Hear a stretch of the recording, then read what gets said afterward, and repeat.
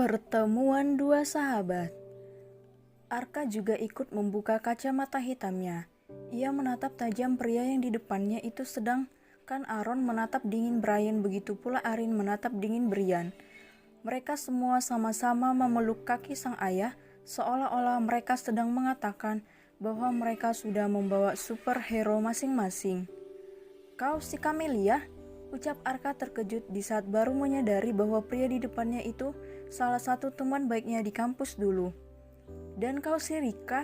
ucap pria tersebut yang ternyata bernama Kamal, namun Arka selalu memanggilnya dengan Camelia karena saking akrabnya mereka dulu. "Hahaha, apa kabar?" ucap keduanya langsung mengabaikan anak-anak mereka yang bingung melihat papa dan dedinya. Bukankah seharusnya mereka bertengkar, lalu kenapa mereka berpelukan? Bukan ini yang mereka pikirkan. "Sudah lama kita tidak berjumpa, Ar," ucap Kamal tersenyum, senang menepuk pundak Arka.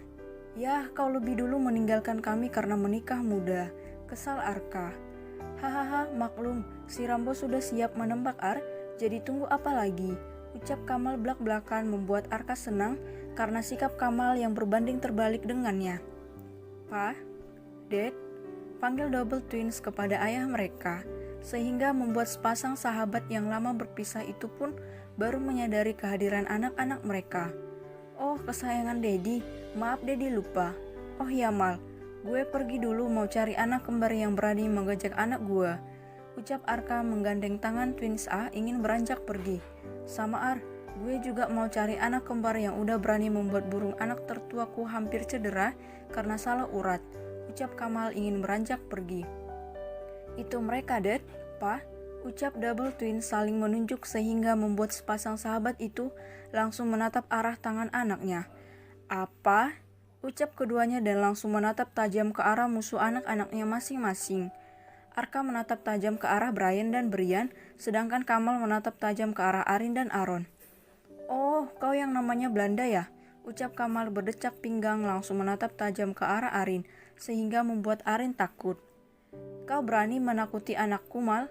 ucap Arka dingin menatap Kamal dengan aura permusuhan. "Anak Belandamu itu yang duluan membuat burung pipit anakku salah urat, Ar," sarkas Kamal.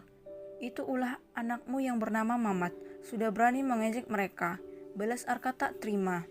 Mereka seakan melupakan persahabatan mereka. "Cak, nama anak-anakku tidak ada yang namanya Mamat. Nama mereka berdua adalah Brian Adam Rahmat dan Brian Adam Rahmat. Kau tahu kan Brian Adam, penyanyi legendaris Hollywood, aku terinspirasi darinya," ucap Kamal sombong memamerkan nama indah anak-anaknya. "Cak, Hollywood seakan anakmu sudah hebat berbicara bahasa Inggris," ketus Arka hingga membuat Brian geram. "Hei, aku bisa bahasa Inggris ya," ucap Brian menghentakkan kakinya di tanah. "Hahaha, paying yes or no?" ucap Arin tersenyum mengejek. "Hey, look at this, I can speak English," ucap Brian membusungkan dadanya. Arka the Twins A yang mendengarnya pun tertawa terbahak-bahak, sedangkan Brian dan Kamal wajahnya memerah menahan malu. "Hahaha, anakmu sangat lucu, Mal. Dia sangat cocok menjadi pelawak dengan rambut jabriknya itu. Hahaha, sejak kapan speak berubah menjadi sepak? Hahaha, perutku sakit, Mal." Tawa Arka pecah memegang perutnya. "Hei, kau jangan sombong, Ar. Anakku itu pandai beberapa bahasa, cuman Inggrisnya sedikit belibet," ucap Kamal mengelak. Arka yang mendengarnya pun langsung menghentikan tawanya dan memandang Brian dan Brian serius. "Emang bahasa apa saja yang mereka bisa?" tanya Arka penasaran. "Mereka bisa bahasa Batak, Sunda, Aceh, Madura. Kau tidak percaya? Ajarkan mereka, boy. Keluarkan Batakmu," ucap Kamal menepuk pundak Brian. Brian berjalan beberapa langkah sehingga ia berhadapan dengan Twins A. "Horas, bah." "Holas?" ucap Arin memotong ucapan Brian. Ia langsung mengulangi perkataan Brian secara otomatis. "Bukan Holas, tapi Horas," ucap Brian yang refleks mengajarkan Arin berbicara bahasa Batak. "Holas, ras, las, rrr, l, bukan L Belanda. Masa itu aja tidak bisa?" kesal Brian. Kamal yang melihat kekurangan anak-anak Arka pun menyeringai. "Hahaha, ternyata benar kata Brian. Si jenius apapun anakmu, mereka tetap kalah dalam urusan berbicara dengan anak-anakku," ucap Kamal tersenyum mengejek. Tidak masalah karena seiring waktunya berjalan pasti anak-anakku akan lancar berbicaranya. Yang penting anakku lebih jenius dari anak-anakmu, balas Arka santai. Kau? Ucap Kemal terpotong karena bel sekolah berbunyi menandakan bahwa sudah waktunya masuk. Sayang, sana masuk, belnya sudah berbunyi, ucap Arka lembut kepada Twins A. Oke, Dad. Cup, kalian juga ikutan masuk, boy. Belajar yang benar. Dan kamu, Bray, jangan mengganggu cewek lagi, kau masih kecil. Papa capek bolak-balik ke sekolah karena mendengar laporan bahwa kau sering mengganggu anak gadis orang. Dan kau, Brian, jaga kakakmu, oke? Ucap Kemal menasehati Twins B. Bukan aku yang mengganggu mereka, Pak, tapi mereka yang menggangguku karena aku tampan, ucap Brian mengelak. Cak, aku lebih tampan darimu, Bray, ucap Brian tak terima. Sudah, jangan berantem lagi. Sana masuk sekolah, ucap Kemal melerai. Double Twins pun langsung masuk ke sekolah, meninggalkan sepasang sahabat yang baru saja bertemu. Aku tak menyangka bahwa bibitmu juga unggul, Mal, ucap Arka tersenyum melupakan kejadian tadi. Tentu bibitku berasal dari lokal, jadi sudah pasti bagus dan berkualitas, ucap Kemal sombong. Cak, kau tidak pernah berubah, selalu narsis, ketus Arka kesal. Hahaha, kau kira aku Power Ranger bisa berubah? Dan kau kapan menikah? Kenapa aku tidak tahu? Ucap Kemal. Jelas kau tidak tahu, karena kau tiba-tiba menghilang seperti ditelan bumi. Hahaha, sorry, aku mengalami banyak hal selama ini, ucap Kemal tersenyum getir. Mari kita mengobrol, sudah lama kita tidak berjumpa. Aku juga punya banyak cerita, ucap Arka tersenyum senang. Kita ke kafe tempat biasa, oke? Oke. Mereka pun langsung masuk ke mobil masing-masing menuju tempat base camp mereka dulu untuk bercerita mengenai kisah hidup mereka masing-masing.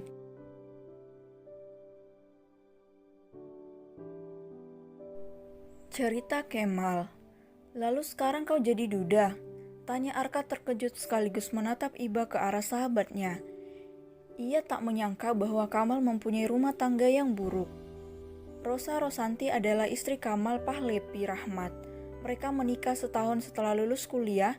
Kamal adalah pria yang baik dan tulus. Meskipun narsis, ia merupakan pewaris tunggal perusahaan Greatest Furniture, perusahaan yang di bidang furniture. Rumah mewah kekayaannya lumayan banyak meskipun kalah 30% dari perusahaan Arka. Orang tuanya telah meninggal di saat dirinya beranjak SMA. Pernikahan mereka berjalan lancar dan mereka menunda untuk punya anak sehingga 5 tahun menikah. Rumah tangga mereka berjalan baik, apalagi Rosa hamil anak kembar. Namun badai datang dikala perusahaan Kemal diambang kebangkrutan. Rosa tak terima, dia tak ingin miskin. Setelah melahirkan, ia benar-benar langsung meninggalkan Kemal dan Twins B yang saat itu lahir prematur 7 bulan. Mereka harus dirawat di inkubator. Uang simpanan Kemal pun hampir habis, dia pakai untuk biaya persalinan Twins B. Hanya sisa 10 juta. Ia memilih membuka bisnis sate karena Kemal pandai memasak. Ia rela berdagang sate keliling selama 1 tahun. Hasil laba Kemal investasikan sebagiannya, dan sebagiannya lagi untuk kebutuhan dirinya dan Twins B. Tak jarang Kemal membawa anaknya berdagang keliling sehingga membuat siapapun yang melihatnya pasti akan merasa sedih. Setiap ada pelanggan yang bertanya di mana ibu anak-anaknya, Kemal hanya tersenyum tanpa menjawab. Ia tak ingin menjelekkan mantan istrinya. Hingga usahanya berbuah manis, di usia Twins B, 3 tahun hasil investasi Kemal bertambah.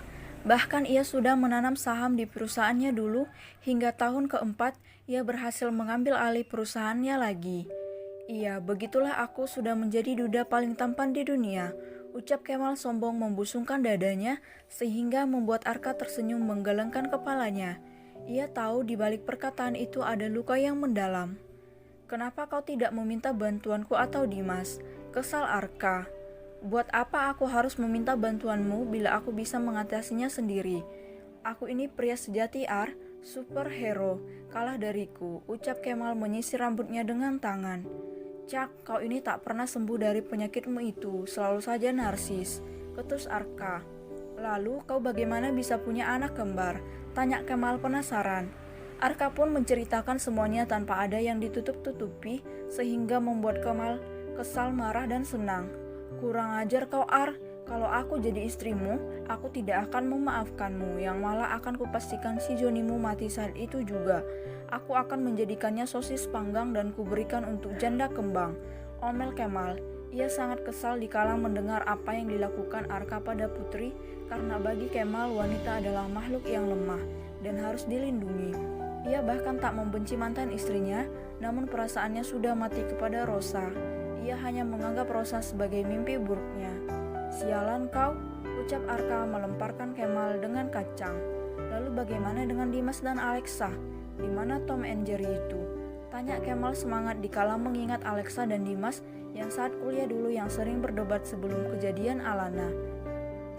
Mereka sudah menikah dan besok mungkin sudah kembali ke Indo. Jawab Arka santai membuat Kemal terkejut. Apa? Arka pun menceritakan kisah Dimas dan Alexa membuat Kemal tertawa terbahak-bahak.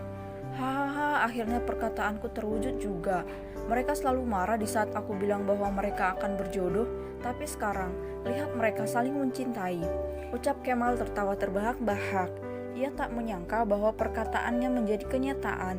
Dulu Kemal sering mengatakannya pada Dimas namun dihadiahi bogeman mentah oleh Dimas. Sedangkan ia tahu Alexa begitu senang dengan ucapan Kemal. Lalu bagaimana sekarang? Apa kau berniat menikah lagi? Tanya Arka.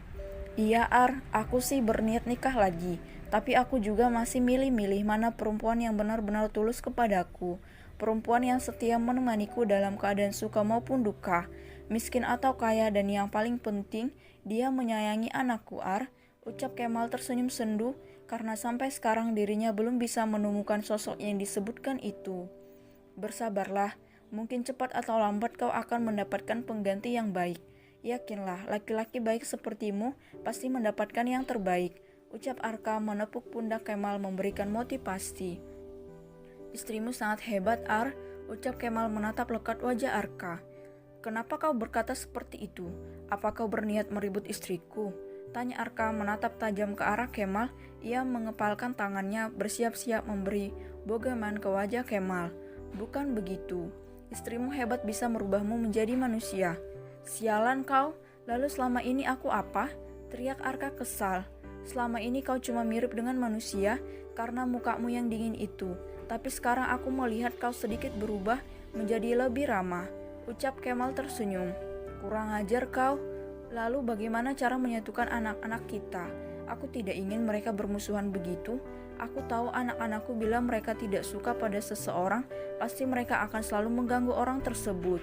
Ucap Kemal yang teringat bagaimana Brian dan Brian selalu menjahili babysitternya sampai-sampai ada yang 1 jam bekerja mereka langsung meminta berhenti, dan ada juga hampir 1 bulan bekerja langsung keluar begitu saja, bahkan rela tak diberi gaji karena tak tahan dijahili oleh Twins B.